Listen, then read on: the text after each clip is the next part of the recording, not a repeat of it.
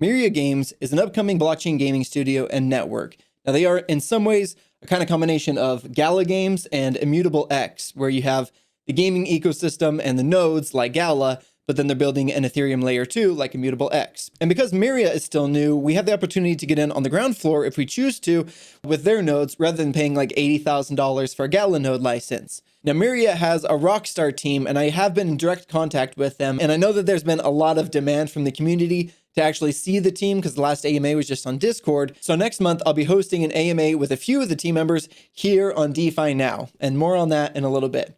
Now, in this video, I'll cover what Myria is building so that you'll have a general overview as a basis for your own research. For full transparency, I have partnered with Myria, and I will be making a few educational videos for them in exchange for a node, but I'm making this video on my own, so this one's not sponsored, but this is a super early project, and that always means that from an investing standpoint, it is very high risk, but there's also a high potential upside. Now, you've got to make the call on your own and not invest just because the YouTuber says it looks good. Now with that out of the way, let's get started.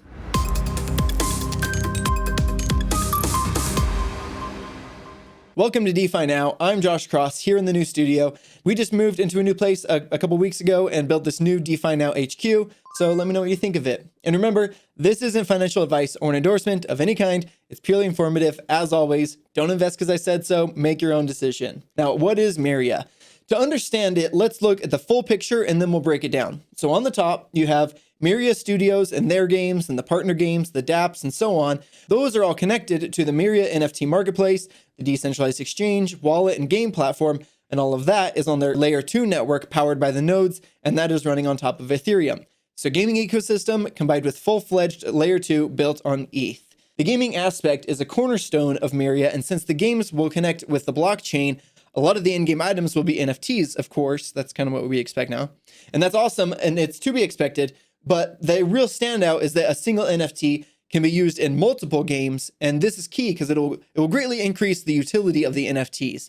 And on top of that, the Myria token is for the whole ecosystem rather than being for a single game, like Axie, for example. You know, the problem with having a token that's for one game is that we gamers are very fickle. So once a game isn't fun or we're not making money for it, if we're playing to earn, we go to a different one. And as we saw with Axie, when that happens, the token price crashes, holders get wrecked, and it's really tough to come back from. So I am much more interested in a token whose utility goes beyond a single game. So they have their own gaming studio with 4 games underway, covering some of the hottest genres right now. There's Meta Rush, an obstacle course battle racer similar to Fall Guys, Meta Kart, a racing game like Mario Kart, Block Royale, a battle royale game like Fortnite or PUBG, and Star Strike Legends, a hero battle royale like Team Fortress 2 or Valorant. Is Team Fortress 2 still relevant?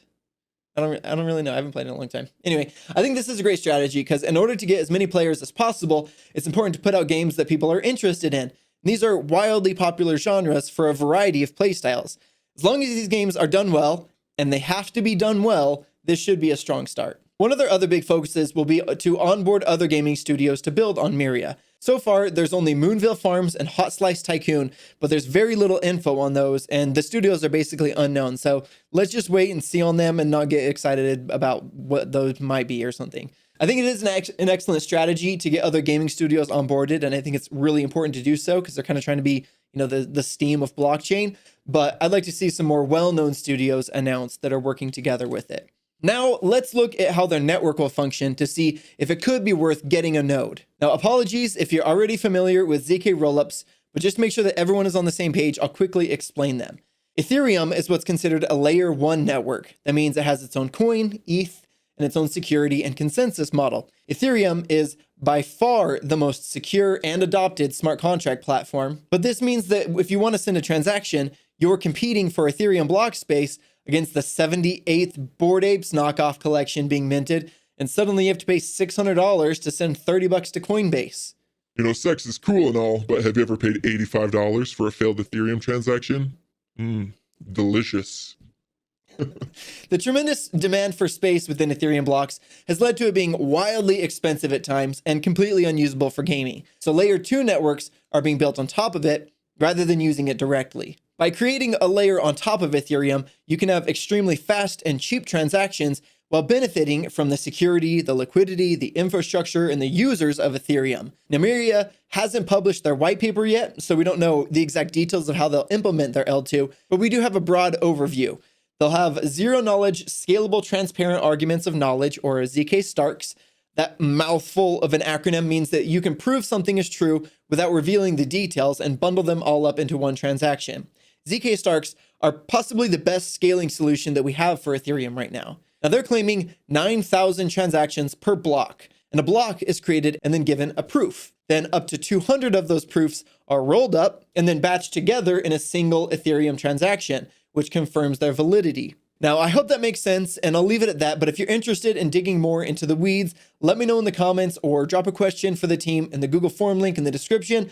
And stop trying to make this section longer so we can move on. Now, being a decentralized network, the obvious question is who runs the network? And the answer is the network is run by node operators. Running a node will be a simple process, and you can just run it on a cheap laptop or something, or on a cloud server like AWS, so that you don't have to worry about power outages or keeping your computer on all the time.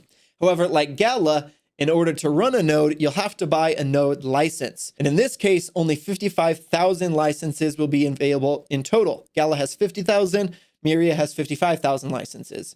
But node licenses aren't cheap, so you're going to want to start saving now if you're interested in getting one. Here's how it works in a nutshell. You buy a license, you run the node software, which runs all the transactions for the network, and in return, you earn Myria tokens as well as NFTs. 40% of all Myria tokens will be rewarded to node operators, so it's probably the best way to accumulate tokens. Now, the amount that you can earn depends on the value of the Myria tokens and the NFTs, as well as network demand. Now, since Gala is their closest competitor, let's take a look at the distribution of Gala nodes. So if we take a look here, we see May 29th, which was yesterday, because I'm recording on the 30th, each node got 318 Gala. Current price is about 8 cents, maybe 8.5 cents. So for a year, you're kind of looking at like $9,300 to $9,500 per year at the current price, and that's like 90% down. So in a better market and with more adoption, the earnings will likely be much higher. Now, out of those 55,000 Myria nodes, 4,000 have already been whitelisted for the public sale, and there are another 3,000 that'll be raffled off before the public sale. So if you want whitelisted to be able to buy one, be sure to join the Discord and get involved in the community. Now, aside from the nodes, there's also the upcoming Founders Loot Box sale. These loot boxes are the first NFT collection, and they contain cosmetics for your avatar within the Myria metaverse, or Myriaverse, as well as other utilities that won't be made available again. And if Myria ends up being really successful, those NFTs will probably be pretty valuable.